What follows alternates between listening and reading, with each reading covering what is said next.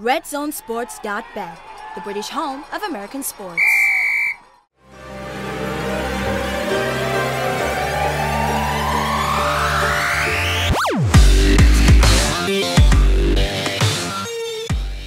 Happy New Year from the SportsHeads. We haven't taken down our Christmas lights, which means our houses all look like Italian restaurants. But the regular season is now past us. 32 teams took part in the opening regular season, and now we're on to the last 12. The playoffs are approaching, and of course we're going to be talking about the playoffs just a little later on in the matchups this weekend, the wildcard weekend of course. But first of all, we're going to take a look at some of the news topics around the NFL. Been a big week, of course. I'm Simon Millen from Lindy Sports, and I'm delighted to be joined by Sam Morgan from The Verge magazine and Matt Phillips from 40yardscouting.com. And the first topic, chaps, I want to talk about is the coaching carousel, Black Monday. Plenty of coaches have lost their jobs. Who was the most surprising departure for you? This has been a strange Black Monday this year because there's not been anyone that's really sort of caught us unawares. I think we've spoken about perhaps Del Rio was a surprise, but even he's one of those guys that you tend to bring in a disaster situation to turn things around. But when things are stable, he's not got the impact that they expected. Sure. I'll probably agree with you. Del Rio is probably the one that does stand out a little bit more for me. I think more so actually that they were building this project, and to be honest, I think there are only a few places or a few sort of personnel changes in the actual team to probably actually go to that next stage and probably have a bit of stability up to the stadium. If it's not ready, then make that change going into the stadium. You see it in a lot of other sports. I think you'd probably do the same. It's like now you're going to have someone come in, and the names that are being bantered around for this position, which I'm sure we'll come on to, are just going to take you back to what potentially could be a backwards move for me. So that for me was the sort of standout. I think John Fox, the Bears, was it 3 years on the bounce, finishing last now. You know, that's not a surprise. Chuck Pagano as well. I think, in a way, it's been on the cards. I mean, I don't. 6 seasons there, and you know, the Andrew Luck thing, though, I think is the only surprise. Yeah, a little sorry for him. Bear in mind he hasn't had his quarterback for the best part of 2 years. There you go, and that's probably the only thing that I would say gives him a slight running into surprises, because you haven't given him what he's probably, I'm sure, been asking for, and that is at least a decent backup. Instead, you've maybe someone up says, no, we can't bring him in because of Luck. It's like, we actually have probably the conversation with Luck and say, move on and use the cap. Well, the situation was it Ryan Grigson won GM of the year when he drafted Andrew Luck, but we could really, isn't it? If you draft Andrew Luck, we could have done that either. He was a favourite #1 pick. So talking to GMs, I think Ryan Pace has been a little bit lucky to keep his job in Chicago, because I don't think they've drafted particularly well. No. And that shows because they haven't got that core of veterans now on the team that should be there in place. I was surprised he did. It's one of those that I'm surprised did keep his job.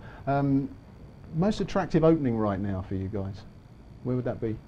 Because I mean, you've got the likes of Indianapolis, you've got Detroit, Oakland. Oakland's a bit of a lamed up franchise at the moment. We'll come on to that a little bit later. Well, I'd say the two for me are, without sort of being biased, is obviously yes, the Raiders. I think there's going to be a great project. You could be part of something amazing. Obviously, when they do move, if you get it right, because it sounds like even if you're doing an okay job, you're going to lose your job there. So you're going to have that sort of gamble if you do take it. But I do have to say, taking the Cardinals job for me right now would be amazing. I mean, you haven't been, the coach wasn't fired from a team that wasn't performing in that at that level. You've got I hate to say this because they are my team, but an okay team at the moment. But we've had the injuries. You don't have to now have the awkward conversation with the top quarterback. In fact, we have no QBs actually signed up at the moment. They're free agents, and Palmer's now retired. So you can come in and actually mould a great team, and you've got arguably you've got Hall of Famer, future Hall of Famer, wide receiver in Larry Fitzgerald. You've got some of the best cornerback for me in the league is still Patrick Peterson, who is sitting there. You've got people like Tyrann Mathieu there, some young prospects coming in. That actually, if you get the draft right with a GM and sort of the staff upstairs, do work well with head coaches, that for me is a great opening. Yeah, I mean, you definitely look at the Arizona job and you think that how great they've been on defense. Yeah, the back end of this season. I mean, you've got a great foundation there.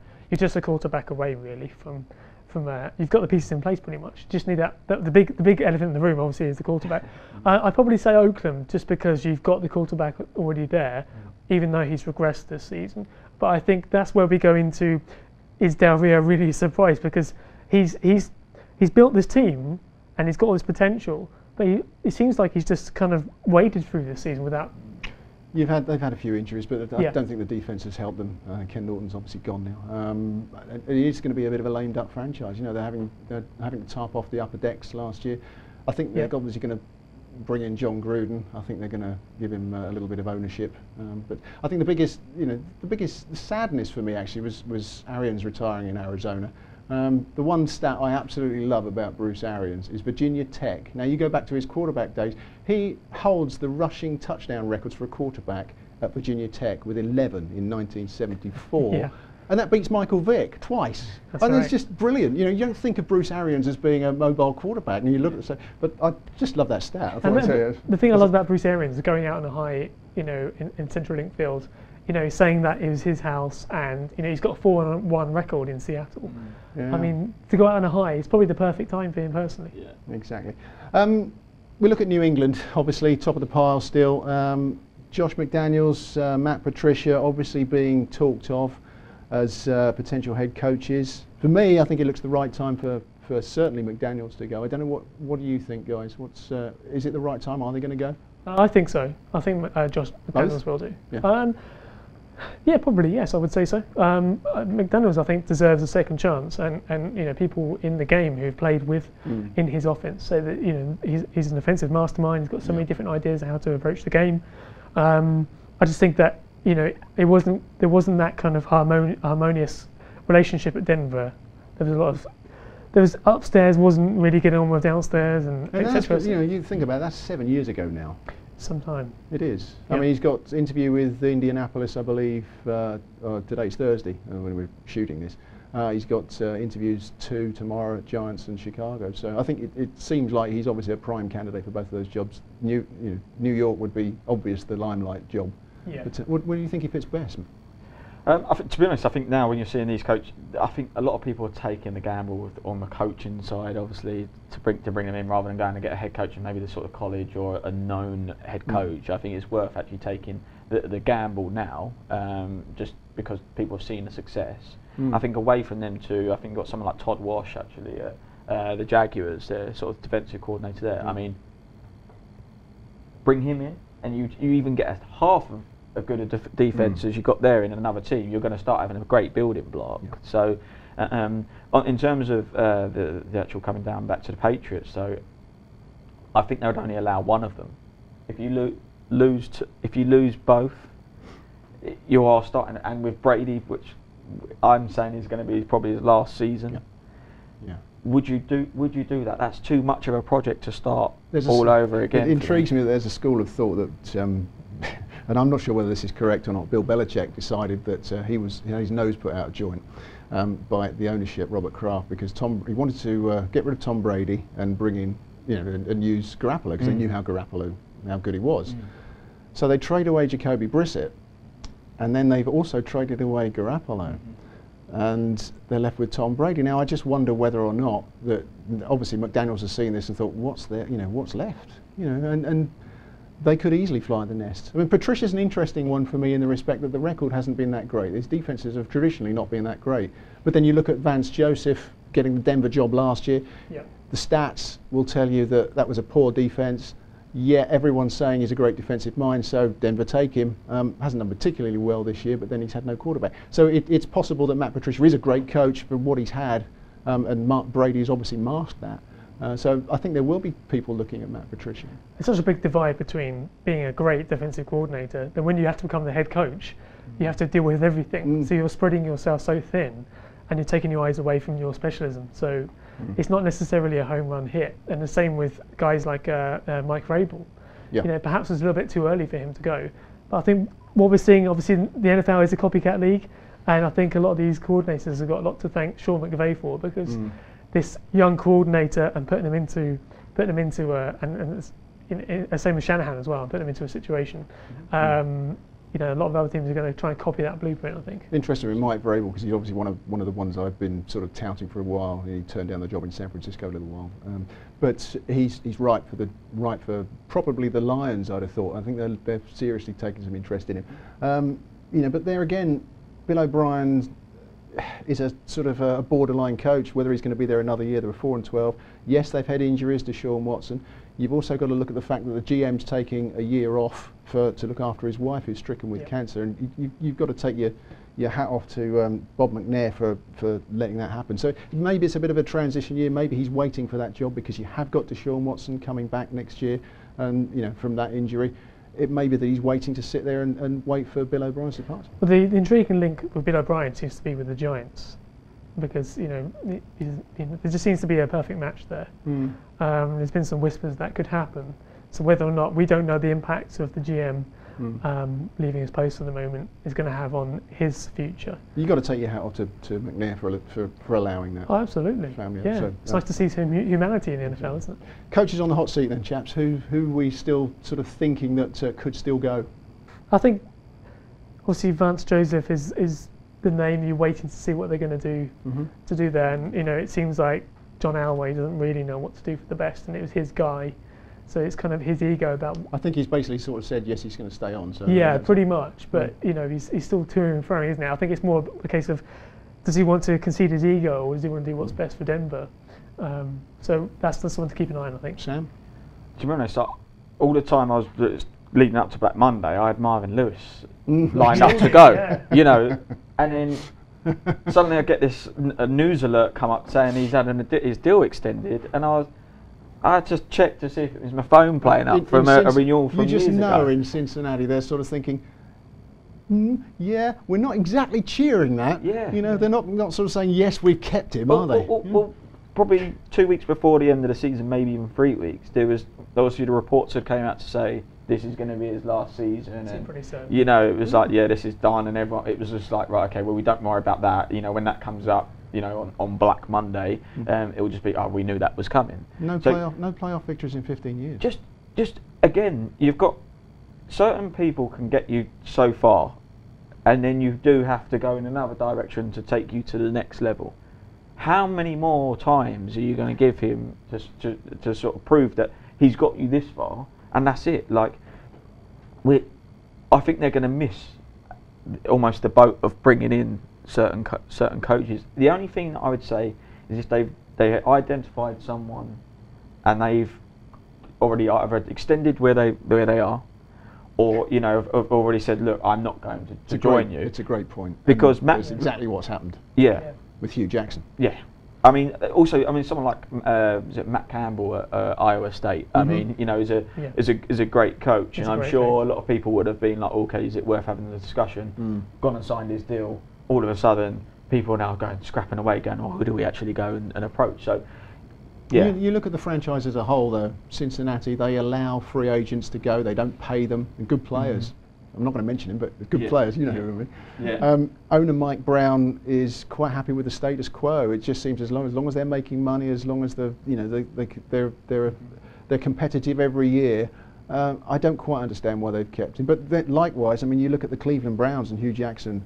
They must have put an awful lot of faith in that one win in goodness knows how many, you know, and that was a 3-point win over San Diego over a year ago on Christmas Eve. You know, how on earth do you keep your job? I mean, firstly with Marvin Lewis, I mean, one win. On the show I said 2 or 3 weeks ago they need to change, need to freshen things up because messages can get a bit dull after a while.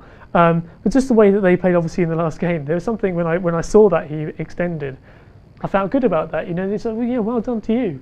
And when you look at the Bengals' history, before Marvin Lewis was there, you know, you would rarely ever see them get into the playoffs. Yes, he hasn't gotten them very far in the playoffs, of course, but I think sometimes in this sport you have to appreciate what you've got. It's better to get into the playoffs and lose than it is to, you know, never come anywhere near it. Once you buy a ticket for the lottery, you've always got a chance to progress. Well, talking of never getting near it, obviously we're going to touch back on the Cleveland Browns. The fixture schedule has been announced for 2018. We've got a little graphic that shows exactly who they've got to play, and the Browns, I just can't even see where a win's going to come from. It's frightening. I mean, you've got the like Baltimore, Cincinnati, Pittsburgh we all know about. You know, Atlanta, Carolina, Kansas City, Chargers. They might beat the Jets at home, but then they've got to go to Denver, Houston, New Orleans. It's horrific. I don't know where this win's going to come from and next particularly year. for a team that, again, is going to go through a bit of a revolution, isn't it? You know, with the new GM and knowing the way that John Dorsey operates from his time with the Chiefs, I know that, you know, he's going to bring in a whole raft of guys that he trusts based on tape, which again is a whole new team. It could take off, but it's going to be hard to go into those places. Don't get me wrong, there are pieces in place. We've been saying this all through the season, and still they can't find a win. But exactly. Who do you see rising, falling next year, Sam? I see the Chiefs going the other way. I think they have ridden their luck for me a little bit on the start, or from the start. You know, they did that tremendous start, amazing, and it did slow down a little bit, and then they found their feet to say, actually, right, we're going to have to be one-dimensional. Let's hand the ball back to Kareem Hunt, and they got going. But as we know, there's now all the game tape available on Kareem Hunt for the season, and you know, people will become wise to it. Then are they going to have, you know, the right protection then, sort of going forward to actually throw the ball next year if they don't address it? I mean, it's easy to talk about that now, and we don't know obviously what's going to pick up in the draft. But I think they for me were the team I identified to sort of say, right, okay, I think they might actually have a sort of switch around next year. I was hoping obviously for the Cardinals to obviously pick up, as I would as a fan. I think that division though is going to see obviously almost a bit of a reversal where, you know, can't overlook the 49ers at the moment. Obviously with Garoppolo coming in and doing what he's doing, and if they can add the right weapons to that. Seattle's aging, getting injured a lot. I don't think they've got the right amount of picks probably to obviously change that. And you talk about schedules. The Cardinals schedule is frightening. When it came out, I was just like, why do I feel like a Browns fan? Because it was like, it's like, you know, I was looking at it now, you've got the Packers, the Chargers, me and amongst that, obviously the Vikings and the Falcons. I was like, they're not games I really want to be going on the road. I mean, to be honest, when you see schedules, they always appear that way. But when it actually comes around, when you know what those teams are like, it's never the same. It's never quite as daunting. That's why we love the NFL. It is just any different season, any different week. Any team can beat anybody else because of the parity. But I think we just want to have a quick. I obviously think the Packers will be a lot better next year. I think they moved Ted Thompson down the corridor. Yeah. I think they're going to look to now, finally, as they haven't done in the past, look to free agency, which is what they need to do. They lack depth, pure and simple, and they just keep trying to build through the draft. It doesn't always work that way. I think it's very admirable to try and build a team just through it's very admirable unless you're wasting talent like Aaron Rodgers, which you have been doing. And as long as you draft well, you're going to have to, if you do that, then you've got no room for error when you're drafting. Yeah. That's the problem with that approach. It's a shame because Ted Thompson's one of those guys who, you know, he comes from that sort of the Ron Wolf school of trusting what's on tape. You know, that's the way I like to scout. Trusting what you see on tape and what they do on the field, rather than all these other sort of you know numbers. I think the fact that Dom Capers is gone now, hopefully we'll get a defensive coordinator that they needed that badly. Help. So looking at Oakland, we touched on it briefly earlier. One more year before going to Las Vegas, they fired Jack Del Rio. Are they a lame duck franchise this year, do you think? Well, if they go in the direction that's obviously being reported, then for me, a little bit. I mean, they're talking about bringing Gannon in, obviously, as almost like a number two, and I'm just a bit like, well, this guy a week ago has already been berating Crabtree in public, and you're about to join the team, like. Be sensible. Like these guys. Well, he's not coming back anyway, I don't think. Well, the issue for me is that he's come straight out of the game, gone straight into the broadcasting booth. He hasn't coached. What, it's 2008? It's a long time. You know, I know you don't lose it, but coaching is a totally different ball game. Totally agree. I think the thing with John Gruden that's kind of let the cat out of the bag is that he's not really, they say Crabtree, but generally when it comes to coaches and teams, he's kind of like loved all of them. Whenever you watch them Monday Night Football, he's never said a bad word about any of them. So he's been keeping his job opportunities open. But it's difficult to come back into the sport. It'd be interesting. We lack some characters in the NFL at times. I think it's going to be a disaster, if I'm honest. I mean, I get that feeling as well, funny enough. And I look at their schedule, and they've got the NFC West and the AFC North next year. It's not a cakewalk by any means. This is the problem with franchises like the Raiders, where they don't go for stability; they go for quick fixes. And you know, we thought that Oakland had had a plan, as you were saying earlier, Sam. You know, and that plan, they kind of got bored with that, and they weren't going to develop players. They've already got make the best of what they already had. Let's bring in John Gruden now. I think it was a case of the grass is greener, and yeah, I mean, obviously the move to Oakland is another conversation. I mean, it fills me with sadness that teams are leaving like football mad cities, such as Oakland, such as San Diego. I just think, you know, I do worry where that's going in terms of the future of the NFL. Maybe London, who knows? You never know. A whole new conversation. That's one we'll save for another day, gentlemen. Gentlemen, pleasure as always. Matt Phillips, Sam Morgan, Simon Millam. We'll leave you with this one last thought, little piece of late breaking news. An NBA star is been rumoured to buy the Cleveland Browns. He wants to take the W out of their name, and he wants to move them to France, obviously. So they will now be called LeBrons. See you soon with the Sports Heads. Bye-bye.